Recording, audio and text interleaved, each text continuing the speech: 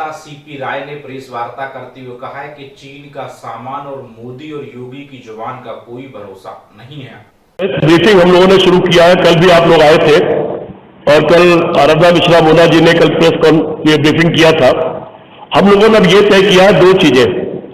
एक तो मोदी जी या योगी जी जिस शहर में जहां कहीं सभाएं करने जा रहे हैं, हमारा जो दिल्ली का मीडिया डिपार्टमेंट है और जयराम रमेश जी, वो जिस शहर में जा रहे होते हैं उससे एक दिन पहले वो सवाल पूछते हैं कि उस शहर में आपने पहले क्या कहा था और क्या क्या किया है आपने, और उस शहर की क्या क्या समस्याएं हैं जो लंबित हैं 10 साल के बाद भी, वो सवाल पूछते हैं। दूसरा हमने तय किया है कि जिस दिन जो कोई बात उठेगी उसका जवाब हम उसी दिन देंगे। वैसे तो मोदी जी की जबान और चीन का सामान दोनों की कोई गारंटी नहीं है, जनता को ये पता लग चुका है। लेकिन फिर भी 2-3 मुद्दे हैं।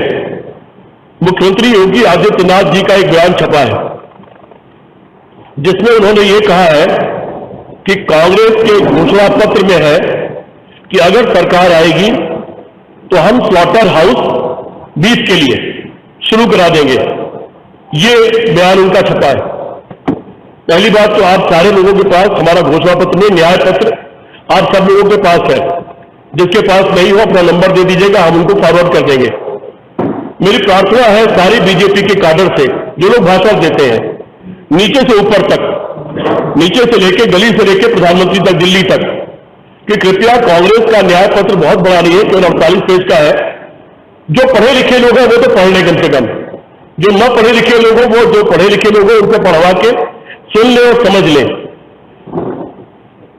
सवाल यह है कि बीफ का धंधा पिछले 10 साल में कैसे बढ़ा और बीफ का धंधा करने वाले लोग कौन हैं। इन्हीं के नेता जो पश्चिमी उत्तर प्रदेश के हैं, जिनके ऊपर मुकदमा भी कायम हुआ था, मैं नाम नहीं लेना चाहता, जब उन्होंने बीफ को काटने का जो लाइसेंस होता है कि वो कितना एक दिन में काट सकते हैं, और उन्होंने उसको बढ़ाने के लिए एक एप्लीकेशन दी, तब हमको मालूम पड़ा भाई ये खुद भी बीफ का धंधा करते हैं, ये खुद इनका स्लॉटर हाउस है। पश्चिम उत्तर प्रदेश के बड़े नेता है, दंगे में उनका नाम आया था और उनके ऊपर मुकदमा कायम हुआ था। 10 साल में बीफ का एक्सपोर्ट बहुत ज्यादा बढ़ा है। और तीसरी चीज, जो अभी धंधा लो और चंदा दो या छापे से चंदा दो, उसमें जो इलेक्टोरल बॉन्ड का मामला आया, उससे मालूम पड़ा कि बीफ का धंधा करने वालों से भारी मात्रा में चंदा बीजेपी को मिला है। हमारी जो लीगल टीम है कांग्रेस पार्टी की, योगी जी के जिस बयान पर वो अपना नोटिस जारी कर रही है, वो नोटिस दिया जा रहा है कि जो चीज हमारे घोषणा पत्र में है ही नहीं उसको आप कैसे बोल सकते हैं। पहला सवाल तो यह है। दूसरा सवाल यह है कि कल वोट पड़ गया और वोट परसेंटेज इस बार भी बहुत कम रहा है।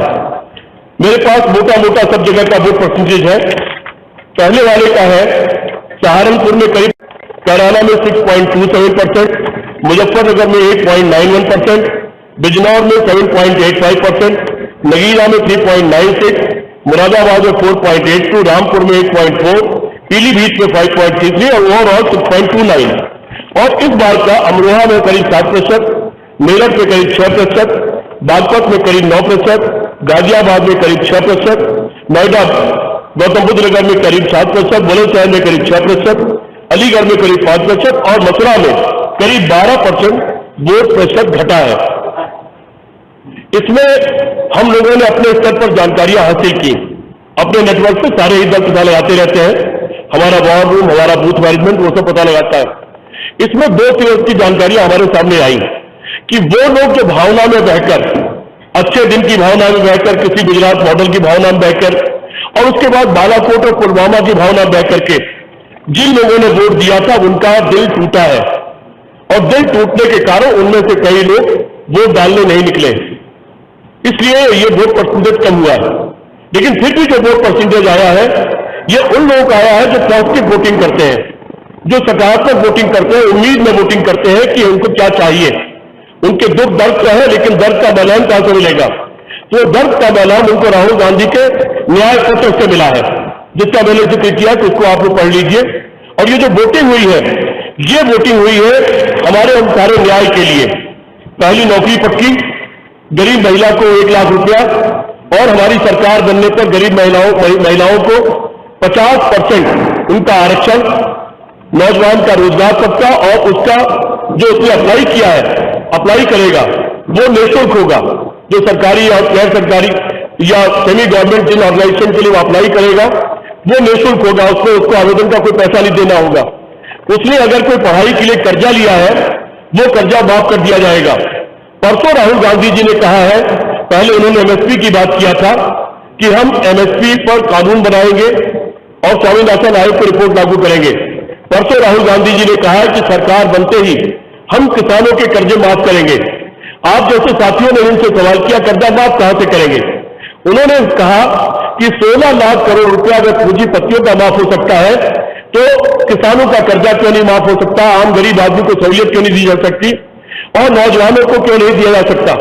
वो पैसा जो पूंजीपतियों की तरफ बह रहा था उसको हम गरीबों की तरफ, किसानों की तरफ, महिलाओं की तरफ ले जाएंगे। इसी बात की बौखलाहट मोदी जी को है। वो बेच करके सब कुछ 80 करोड़ लोगों को कंगाल और बना करके 5 किलो राशन लायक बना करके पूंजीपतियों की मदद कर रहे हैं।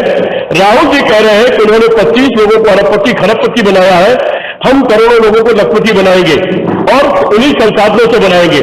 ये कहीं भी नहीं कहा गया है कि किसी का कुछ काट के बनाएंगे। 55-60 साल की सरकार में कांग्रेस ने किसी से कुछ लिया नहीं, कांग्रेस के लोगों ने दिया। अगर 62 के युद्ध में देश पर परेशानी आई तो इंदिरा गांधी ने अपने गहने दान दे दिए। 47 में देश को जरूरत थी तो 250 करोड़ की संपत्ति